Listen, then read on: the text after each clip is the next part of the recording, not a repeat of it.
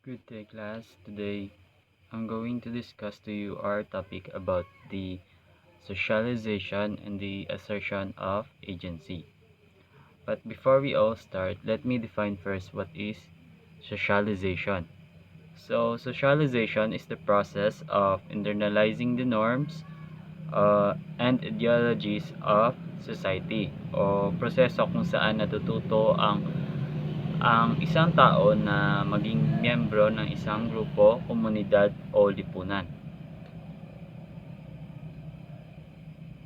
Self-making and agency. Primary socialization versus secondary adjustment. It is clear in the discussion of Med's analysis of emergence of the self that socialization is not a one-way process in which potential members of the society are indoctrinated to follow rules and norms of the society. So, si socialization daw is not a one-way process. Um, Halimbawa, kung sa isang komunidad ay kung ang isang komunidad ay nagpatupad ng isang rule o patakaran, hindi na nangangahulugan na ito ay agad-agad na nasusunod o talagang sinusunod. According naman kay Irving Goffman, the father of dramaturgical sociology, ang socialization daw has two kinds. At ito ay ang primary socialization at secondary socialization o secondary adjustment. So, the primary socialization refers to the molding of the members according to the norms and rules of the group. O tumutukoy ito sa pagde-develop sa isang tao ayon sa pamantayan o patakaran ng isang grupo. So, another definition is it refers to a situation when an individual cooperatively contributes required activities to an organization and under required conditions. He is transformed into a cooperator. He becomes the normal, programmed, or built-in member. Next one is the secondary socialization or secondary adjustment. It refers to any habitual arrangement by which a member of an organization employs unauthorized means or obtains unauthorized ends, or both, thus getting around the organization's assumptions as to what he or she should do and get, and hence what he or she should be. Or refers to a situation when an individual uses what he or she has learned from primary socialization and applies it to circumvent the rules of the society for his or her own advantage. So, sa secondary socialization, uh, ang secondary socialization o secondary adjustment ay ang paggamit ng maling pamamaraan para makuha lang ang kagustuhan o isang bagay. Like for example, pinawalis ka ng magulang mo, or halimbawa pinawalis ka ng mama mo, then sa kwarto mo, then dahil busy ka sa paglalaro ng online games, sinunod mo yung utos ng mama mo na walisin yung dumi or kalat sa kwarto mo, but then gumamit ka ng maling pamaraan, which is siniksik mo lang sa ilalim ng kama mo yung mga dumi or yung mga kalat. So yun, sumunod ka nga dun sa utos ng mama mo, but then yung way ng pagsunod mo is mali. So yun yung secondary socialization. Next is the resistance, characterized as rebellious attitudes of people towards norms and rules. O ito ay isang act o act ng paglaban, pagtanggi o di pag-accept sa rules at norms sa isang lipunan. Sabi pa nga dito, whenever there is power, there is resistance. So, ibig sabihin, hindi talaga completely nasusunod ang rules at norms sa isang komunidad. Meron talagang sasalungat, di pabor o di susunod sa rules at norms na inimpose sa isang komunidad. Next, socialization and deviance. Essentialism and reductionism. So, ang essentialism is so ano nga ba ang essentialism? So, ang essentialism is a theory of deviance rely on scientific method to establish the universal properties common to all forms of deviant behaviors. So, ang reductionism naman happens when one explains a phenomenon or event purely on a single cause or in a single perspective to the exclusion of other explanation. So yun, proceed tayo sa moral panics. Moral panics are social currents that mobilize majority of people to condemn certain acts and groups that are considered to be threats to social order. So, research shows that fear of increasing crime rates and everything that's new and people think as threat to society are often causes of moral panics. So, sa panahon ngayon, ang usual na nagkakos ng moral panics ay yung mga nakikita natin sa social media. Like for example, yung yung mga haka-haka um, about sa side effect ng vaccine after 2 years. So yun ang mga nagkakos ng moral panics. Next is deviance. Deviance encompasses a variety of forms of human conduct that have been defined or reacted to be the members of society, or violation of societies or groups' norms, or rules that calls for censure, condemnation, or punishment for violator. So, ang deviance, ito ay acts or behavior na labag sa rules at norms ng society. Example is use of drugs or abortion. So, yun yung mga example ng deviance.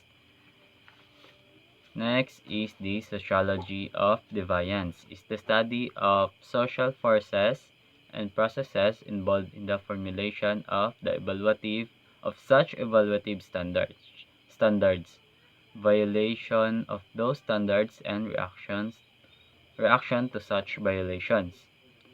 So, ang sociology of deviance ay ang pag-aaral sa actions and behaviors na lumalabag at nakakasira sa tuntunin at kaugalian ng lipunan. The biological theory of deviance. So, the biological theory of deviance is the earliest attempt to scientifically explain of deviant behavior. So, nakapaloob sa biological theory of deviance ay ang positivist criminology. Positivist criminology, rather than tracing criminal behavior to demonic possession, positivist criminologists base their theories and explanation on the findings of biological and evolutionary theory. So, this theory sought to explain why an individual committed a crime were based on some form of scientific evidence. So, hindi siya dahil sa hindi nakagawa ang tao ng crime dahil sa demonic possession. So, Dito sa positivist criminology, they explain why a person committed a crime by some form of scientific evidence. So next is phrenology. Explains the existence of deviance through the shapes of skulls. So sa phrenology, in this view, deviance or crime is caused by overdevelopment of some parts of the brain and underdevelopment of some parts. So dito sa phrenology, kaya nakaka-commit daw ng crime yung isang tao dahil daw sa overdevelopment ng uh, some parts ng brain or underdevelopment ng ibang parts ng brain. The social construction of deviance. Social constructionism states that objects can only be known through some theoretical assumptions, and these assumptions are themselves relative to given historical or cultural context. So, social constructionism talks about certainty to an idea or something through social agreement and not through personal experiences. Example is pink is for girls and blue is for boys, which is wala naman talagang matibay na basihan na ang pink ay para sa girls at ang blue ay para sa boys. Kumbaga yun ay parang nakasanayan o nakagawian na ng mga tao. Next is the labeling theories. Fundamentally argue that no behavior is inherently deviant or criminal, but only comes to be considered so when others confer this label upon the act. So, labeling theory. So, ang labeling theory ay nagpapakita na o nagpapaliwanag ng isang matinding panghusga sa isang individual, sa isang grupo o lipunan. So, sa ibang definition, labeling theory refers to the theory of social behavior, which states that the behavior of human being is influenced significantly by the way other members of the society label them. So, halimbawa na lang, no? Si J, isang kilalang mayaman sa kanilang lugar.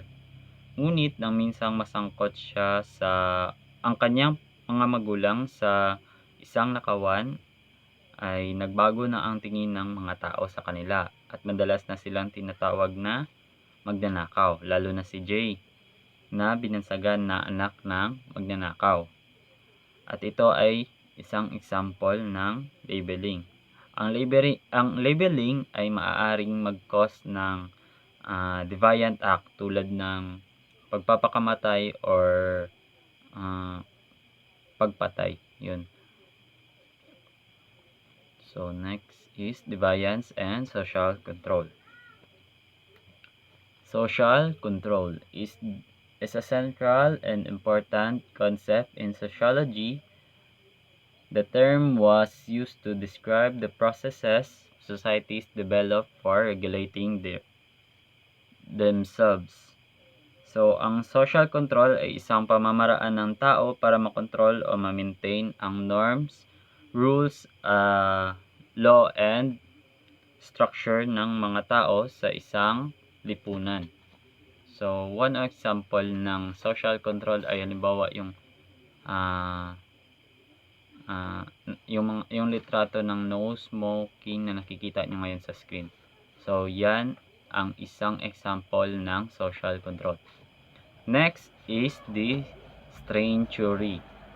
When society puts too much pressure on individuals to conform yet lack the means to do so, So, yun ang string theory.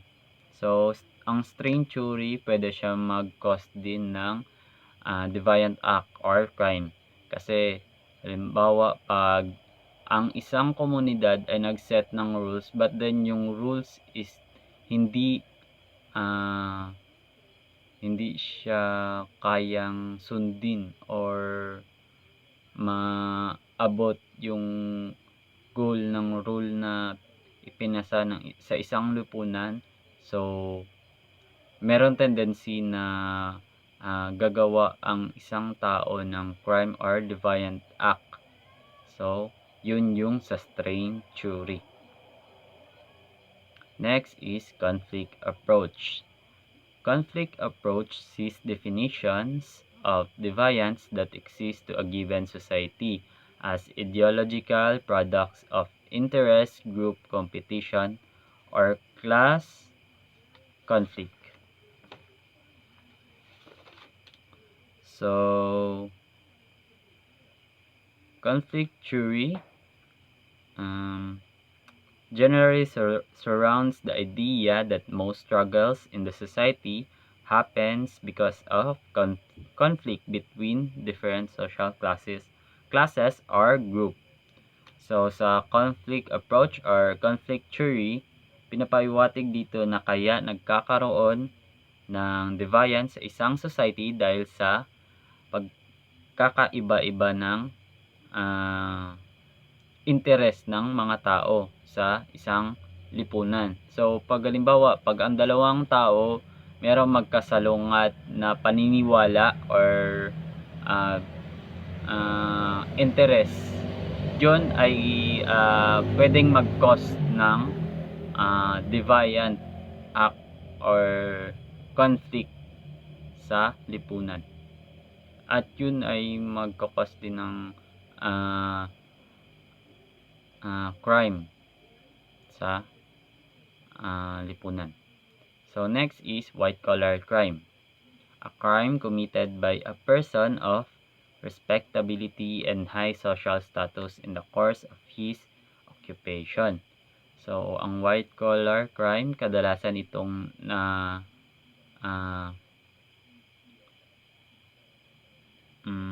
wait lang. White-collar crime, so ito yung mga kadalasang krimen na kinasasangkutan ng mga taong matataas yung posisyon tulad ng mga taong nasa gobyerno or sa mga company na matataas ang position. So, ang usually na na crime na nagagawa nila is yung bribery, yun yung pagnanakaw sa kaban ng bayan. So, yun yung mga white collar crime.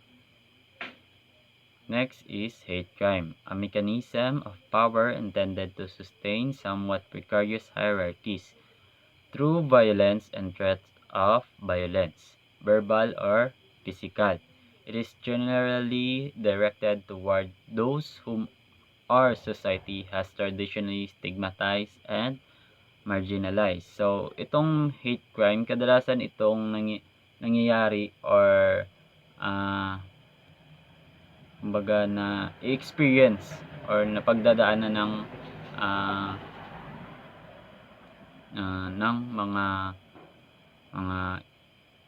mga Asian din tayo, mga Asian sa ibang nasyon.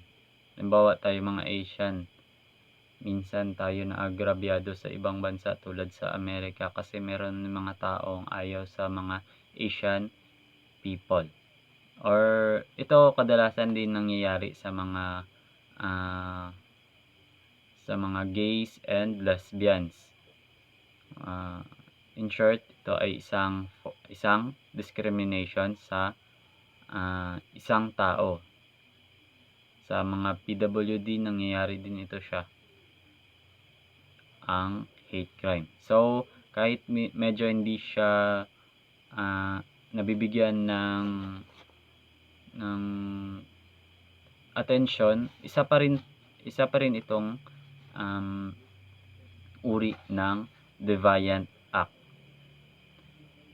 The saturated self and in globalized world.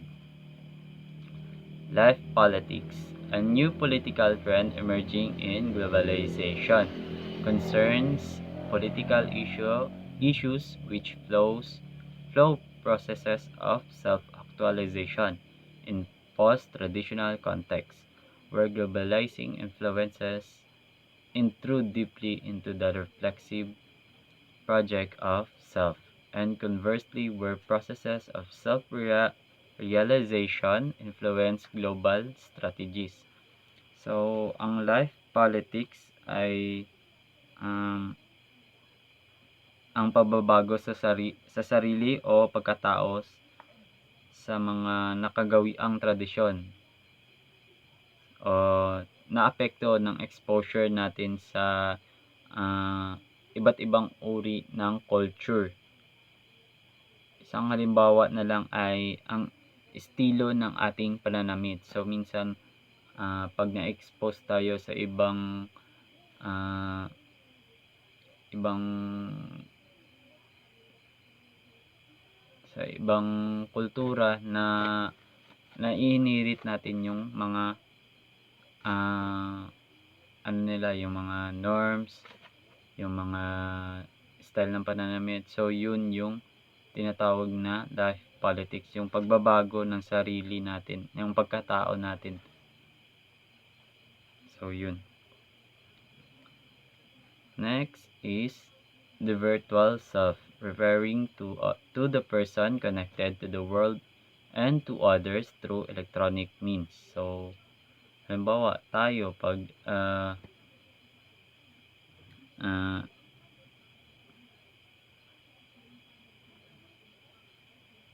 yung virtual self is our new form of identity that is created by the use of emails, calls, social networking, text message, videos, and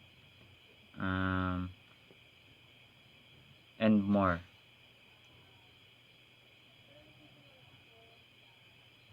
So next is the cyber self is gradually effacing the space of self. So example ng cyber self is yung Facebook account. So yun yung cyber self. Is an alternate self on the internet of cyberspace. So yun yung next is hybridization of the self. Refers to the process in which the individual combines different symbolic forms and styles. Example, clothing, language, and body ornaments from different cultural forms to produce a highly flexible protein self. So, hybridization of the self. So, ito yung parang life politics din siya kasi parang combination siya ng original mo na kultura, then yung kultura na kumbaga na-expose sa'yo. So yun, pinag-combine mo yung dalawa, then nag-produce siya ng hybridized na self. So yung hybrid na ikaw na combination ng two different symbolic forms. So next is localization. When the local definitions of the self combine with global resources and meanings, the self produced is hybrid self that exhibits both the local cultural flavors and foreign influences, the mixing of local and global or the mixing of global and local. So sa glocalization, para example ng glocalization is yung Chinese New Year. So ang Chinese New Year is originated talaga siya originally sa China talaga siya. Then sa pagdating ng panahon, parang pinapractice na din siya dito sa Pilipinas dahil dumarami na din yung mga Chino dito or mga Chinese dito sa bansa. So tayo na-influence din tayo ng mga kultura ng ibang bansa. So yun, pag ang isang kultura ng ibang nasyon is sinelebrate siya, ay kumbaga halimbawa is sa Chinese New Year, pag celebrate mo siya sa sa local, so yun yung tinatawag ng localization. So yun lang ay isang example ng localization. So that's all guys, thank you. I hope you get some knowledge about the topic. So that's all, thank you and God bless.